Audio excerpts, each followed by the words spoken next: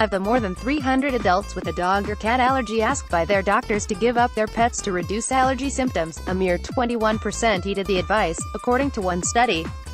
The truth is, we love our pets. According to the 2013-2014 American Pet Products Association's National Pet Owners Survey, 68% of American households have a pet at home. Even households without pets may still have pet allergens, 90%, according to a 2011 study released by the American College of Allergy, Asthma and Immunology. And for those of us with a pet allergy, trying to manage that allergy without losing the furry friends we love can be a challenge. Pet allergy symptoms: about 10% of the general population is allergic to animals, triggered by protein components of pet dander, dead skin that flakes off, in addition to pet saliva and urine. When exposed to these proteins, called allergens, their immune system overreacts, resulting in an allergic response.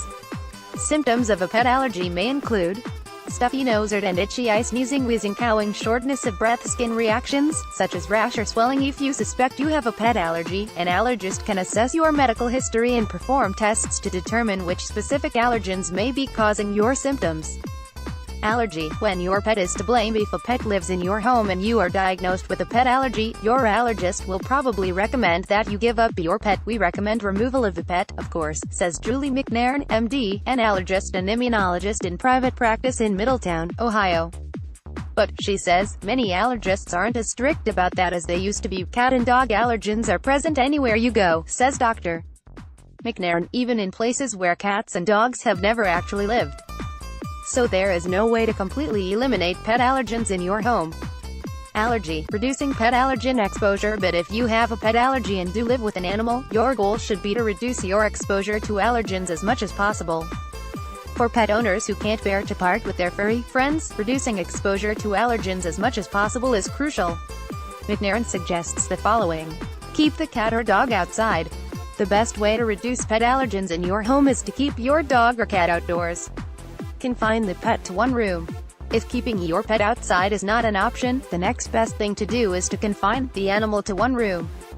Keep the pet out of your bedroom. Since you spend a lot of time in your bedroom, try to keep your pet out of the bedroom to reduce your symptoms. Consider an air filter. There is some weak evidence that using a room-sized or bedside type of air filter may be helpful in managing a pet allergy, says McNairn. Even though air filters are designed to remove air particles the size of cat or dog allergens, these allergens tend to settle on surfaces very quickly, so the filter will not be completely effective, warns McNairn.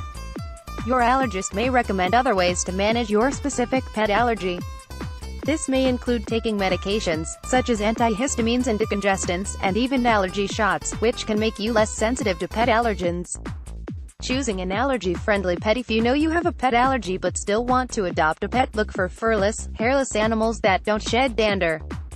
Keep in mind that most people with pet allergies experience symptoms due to dander on their pet's fur, rather than from exposure to the fur itself. So pets that don't shed as much hair probably won't ease allergy symptoms drastically, especially if they still shed a lot of dander. McNairn says that fish are probably the most ideal pets for someone with a pet allergy. If fish just won't do the trick, certain dog breeds may be better than others. Just don't believe all claims breeders make. Check with your allergist before you bring your new four-legged friend home. A pet allergy can run in the family, and it doesn't usually spring up after immediate exposure. It may take a year or two for symptoms to arise.